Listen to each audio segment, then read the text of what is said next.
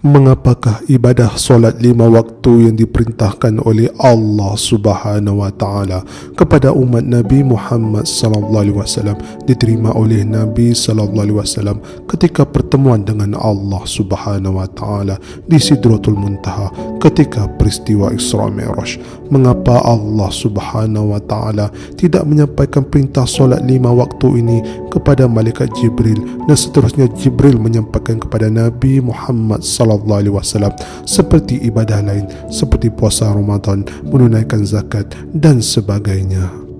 Kata para ulama tentang perkara ini adalah kerana solat merupakan ibadah yang teragung dan paling utama di antara ibadah yang lain, dan ianya juga menunjukkan bahawa betapa pentingnya ibadah solat 5 waktu di sisi Allah Subhanahu wa taala. Dan sebab itulah Allah Subhanahu wa taala, Tuhan yang Maha Esa, menjemput kekasihnya sendiri yakni Nabi Muhammad sallallahu alaihi wasallam untuk menerima perintah solat 5 waktu ini di Sidratul Muntaha ketika peristiwa Isra Mi'raj.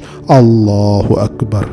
Ketika peristiwa Isra Mi'raj, Nabi SAW pada asalnya tidaklah menerima perintah solat 5 waktu terus dari Allah Subhanahu wa taala, tetapi sebenarnya Nabi SAW menerima perintah solat sebanyak 50 waktu.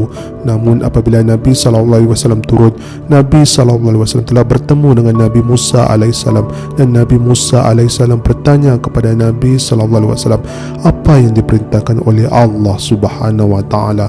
Lalu Nabi SAW menjawab 50 waktu solat.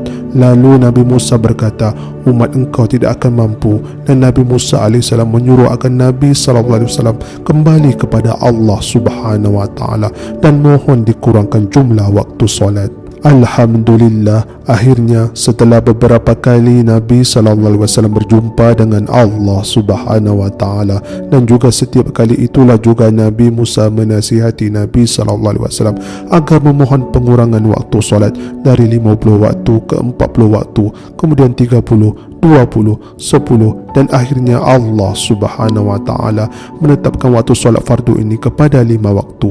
Maka kekalah sehingga ke hari ini solat fardu sebanyak 5 waktu, iaitu subuh, zuhur, asar, maghrib dan isya. Kata ulama, mengapa Nabi Musa AS menyuruh Nabi SAW berulang kali memohon kepada Allah Subhanahu wa taala agar dikurangkan waktu solat adalah kerana pengalaman Nabi Musa yang mungkin juga pernah menerima syariat solat ini daripada Allah Subhanahu wa taala. Namun umat Nabi Musa pada ketika itu tidak mampu melakukannya. Kesimpulannya sahabat semua, ibadah solat ini adalah sangat istimewa di sisi Allah Subhanahu wa taala. Ianya adalah ibu kepada segala ibadah. Bahkan dalam sebuah hadis menerangkan tentang kepentingan solat ini bahawa ianya merupakan ibadah pertama yang akan dihisap oleh Allah Subhanahu wa taala di hari akhirat nanti. Sesungguhnya amalan pertama yang dihisap seseorang hamba pada hari kiamat adalah daripada amalan solatnya. Jika baik solatnya, maka berbahagia dan berjayalah ia.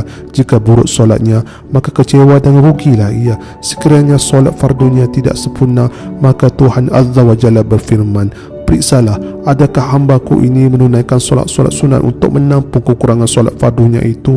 Kemudian dihitung seperti ini jua pada amalan-amalan yang lain. Hadis riwayat Al-Tirmizi 413.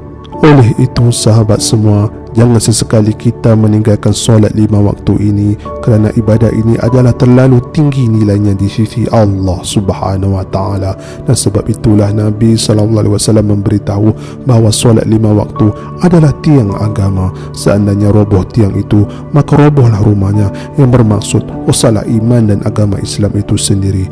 Allahu Akbar.